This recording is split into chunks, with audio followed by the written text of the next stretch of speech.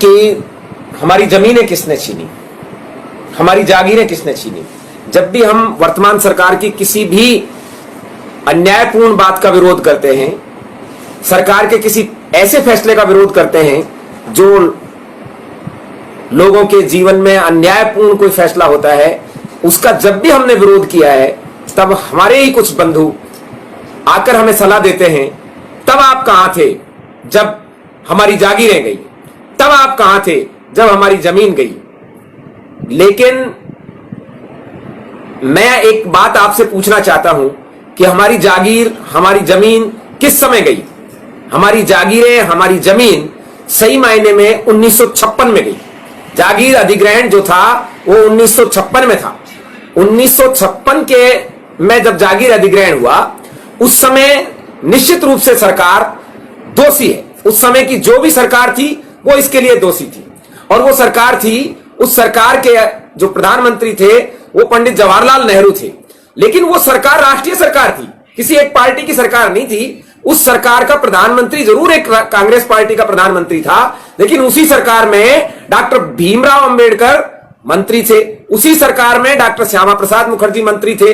इसका अर्थ यह हुआ कि वो राष्ट्रीय सरकार थी जो सभी पार्टियों से मिलकर बनी हुई थी।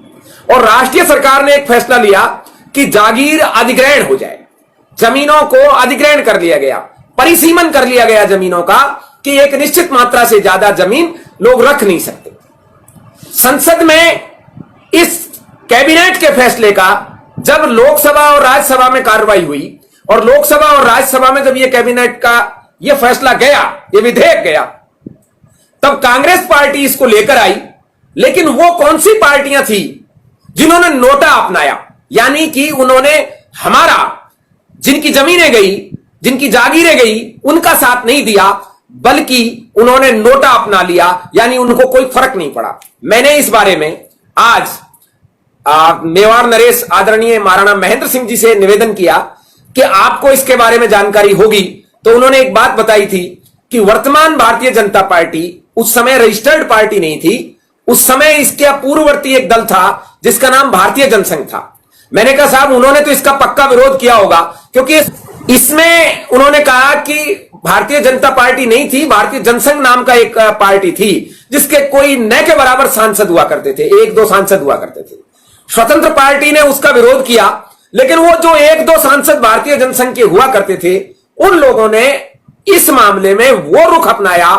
ये महाराणा साहब के वर्ड है, उन्होंने कहा इस मामले में उन्होंने वो रुख अपनाया जो आज के एट्रोसिटी एक्ट में जब संशोधन के लिए सुप्रीम कोर्ट के फैसले को बदलने के लिए जब संसद में गई, आज जो कांग्रेस ने रुख अपनाया था वो उस समय भारतीय जनसंघ ने रुख अपनाया। इसलिए आज के बाद वो अंधभक्त जो ये समझते हैं कि क्षत्रियों की मात्र एक ही पार्टी द्रोही है, हम लोगों की एक ही पार्टी द्रोही है, वो कान खोलकर सुन लें।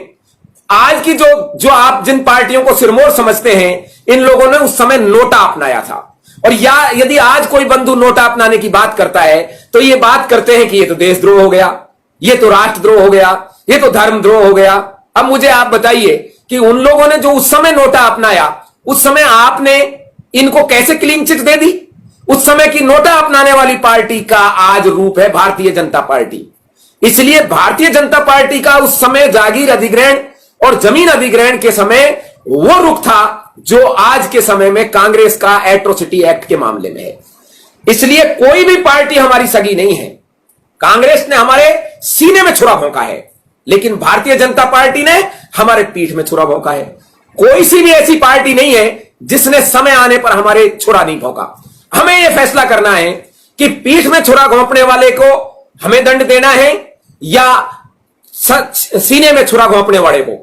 दंड दोनों को देना है, लेकिन जो पीठ में छुरा घोंपता है उसकी गर्दन पकड़ के पहले सामने लाया जाए, और जो ये सामने से छुरा घोंप रहा है इससे तो हम लड़ते आ रहे हैं। आज एक और बात जानने को मिली, 800 साल हो गए जब से वो गौरी आया, और 300-400 साल पहले से गजनी से भी लोग लुटेरे आते रहे।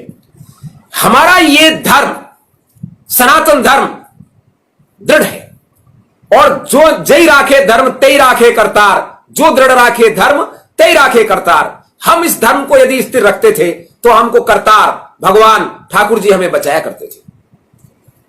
ना तो मुगल हमारा कुछ बिगाड़ पाए, न विदेशी आक्रांता हमारा कुछ बिगाड़ पाए।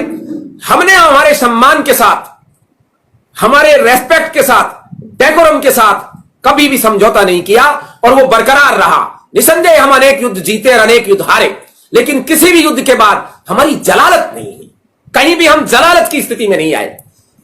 मुगलों के बाद अंग्रेज आए और अंग्रेजों ने भी हमारे साथ में युद्ध लड़ा, हमने भी उनके साथ लड़ा, लेकिन जलालत की स्थिति उस समय भी नहीं थी। ये जो जलालत की स्थिति आई है, ये स्थिति कांग्रेस के 60-65 साल के शासनकाल में भी इतनी जलालत भरी स्थिति नहीं आई जितनी आज हमको विवश करके रख दिया है।